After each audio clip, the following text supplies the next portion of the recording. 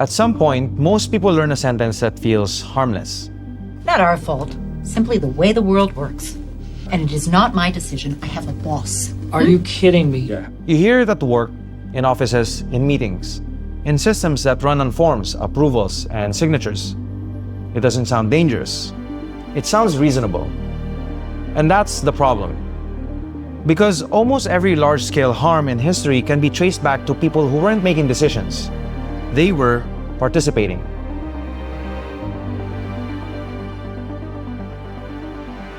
Tonight's episode is about institutions, individuals, and the quiet place where accountability disappears.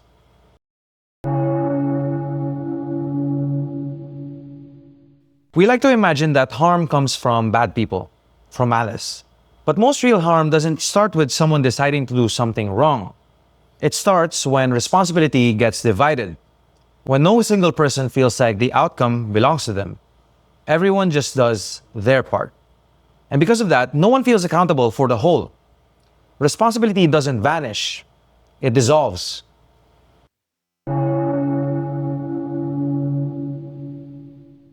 Harvey Dent doesn't fall because Gotham loses hope.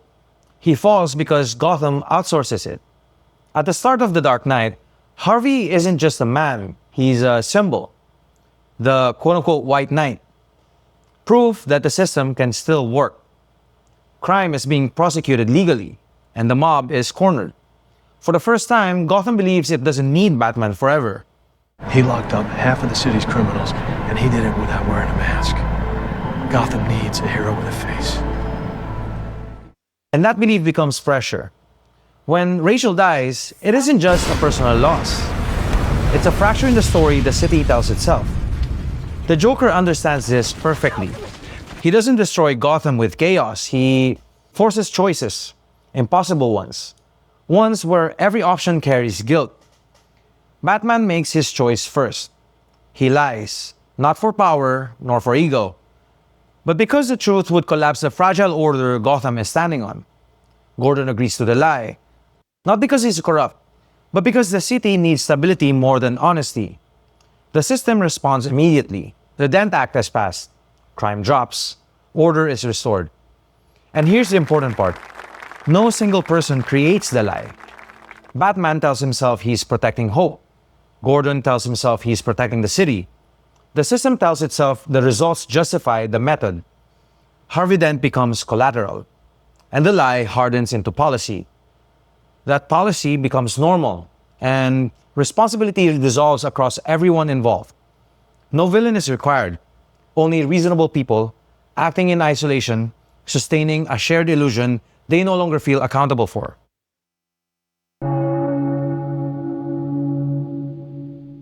Chernobyl shows what happens when this same mechanism leaves fiction and enters reality. The explosion itself isn't a disaster, the response is.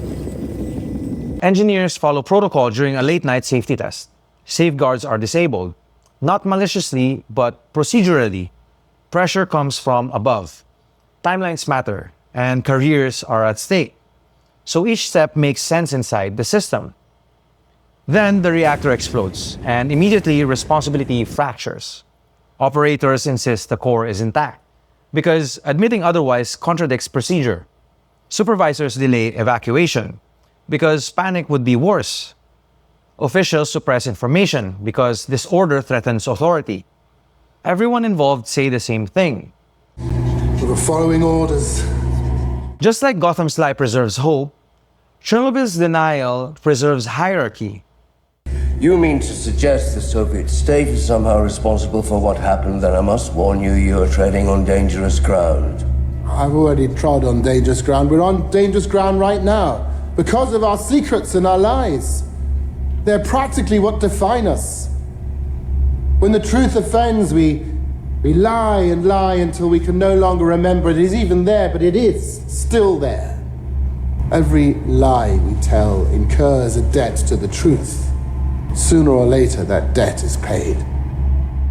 Truth becomes dangerous, not because it's false, but because it threatens the system's legitimacy.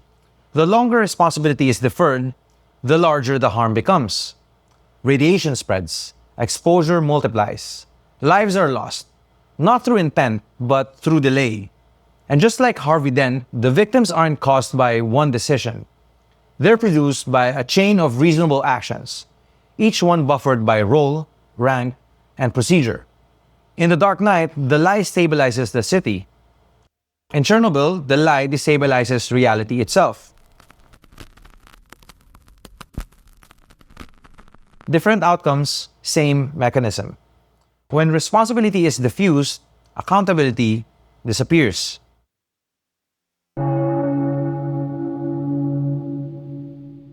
And you might think this only happens in massive systems. It doesn't. The Stanford prison experiment strips everything down to its bare minimum. No ideology, no history, no real stakes.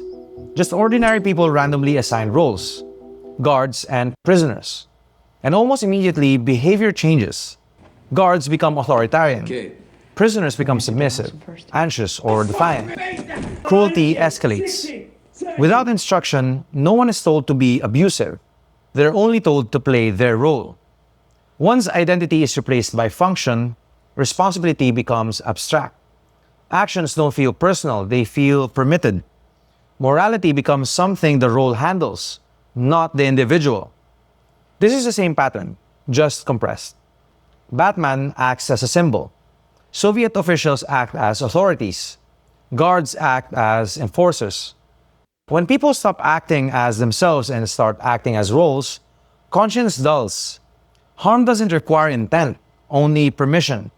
And at any moment, each participant can say, "This isn't really my decision."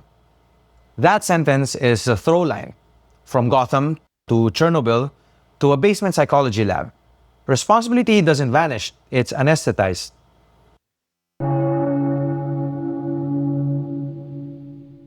This is where the pattern stops being abstract. Because once you understand how responsibility dissolves inside systems, you start hearing it everywhere. You hear shit like, "He's just doing his job." Not our fault. Simply the way the world works. And it is not my decision. I have a boss. Are you kidding me?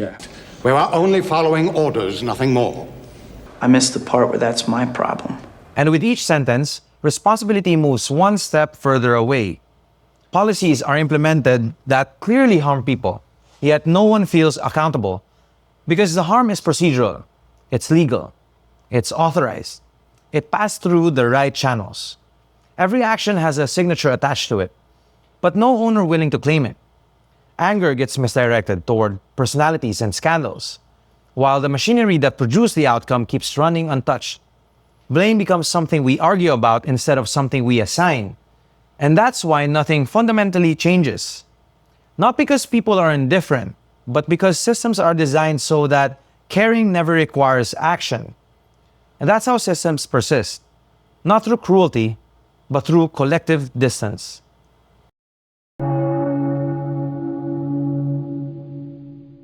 By this point, the pattern should be hard to ignore. Chernobyl didn't happen because people wanted disaster. The Stanford prison experiment didn't spiral because participants were cruel. In every case, the same mechanism appears. Everyone did their part. No one claimed the outcome. And that's a lie we tell ourselves, that responsibility is something shared. But responsibility doesn't work that way. So here's the uncomfortable truth this episode should leave you with. If you're waiting for the system to correct itself, you're already participating in the delay. If you're waiting for someone higher up to take responsibility, you've already decided not to. Institutions don't act. Systems don't choose.